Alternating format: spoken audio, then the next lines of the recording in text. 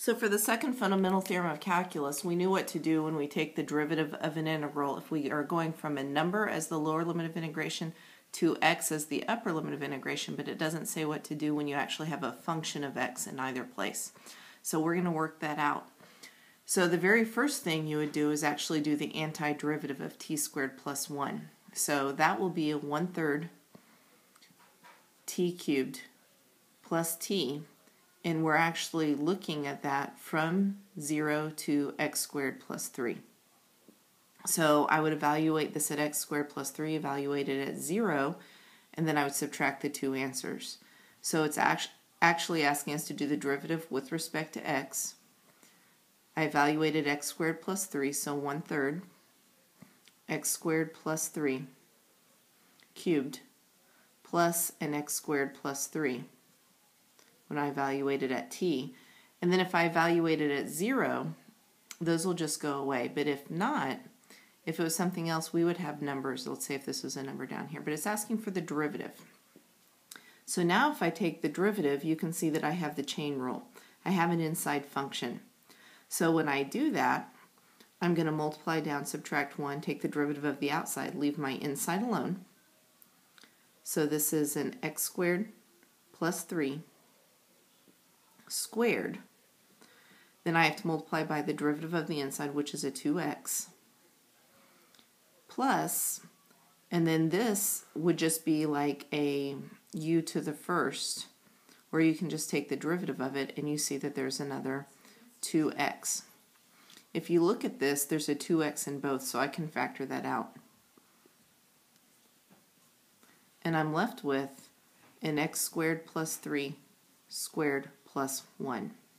Now the important thing to note here is that if you look at the original form of your equation, you have a t squared plus 1, and now I have an x squared plus 3 squared plus 1.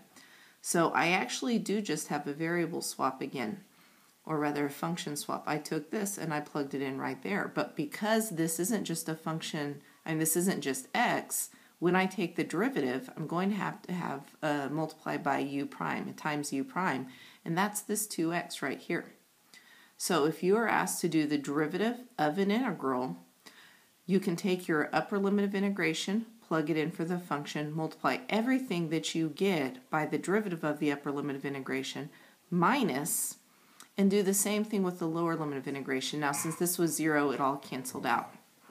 So the way this looks, if u and v are functions of x, and I'm asked to take the derivative with respect to x of some integral from u to v of f of t dt, I'm going to take my upper limit of integration and evaluate my function there, so it'll be an f of u, but this could be chain rule, so I'm going to multiply by a u prime. Now this is a v on the upper limit of integration, so this is a v prime.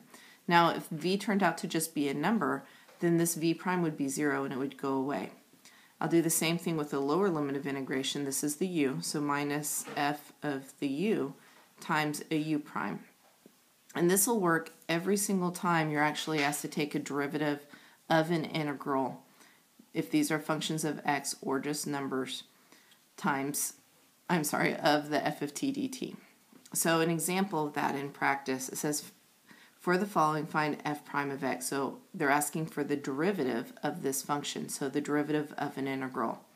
I'm going to take my upper limit of integration, plug it in, so this is the 4th root of x times the derivative of my x, a 1, minus, I can take my lower limit of integration and plug it in, so the 4th root of 1 times the derivative of the 1, which is 0.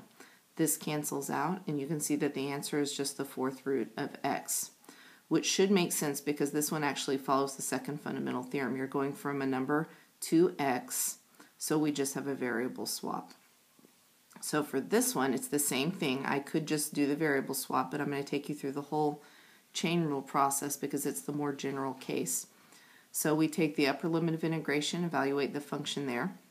So it's tangent to the 4th of x times the derivative of the x, which is a 1, minus the tangent to the 4th of 0 times the derivative of the 0, which is 0.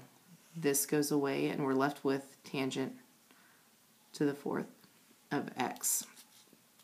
So I'm going to do 4 more examples on the next video that are a little bit more complicated.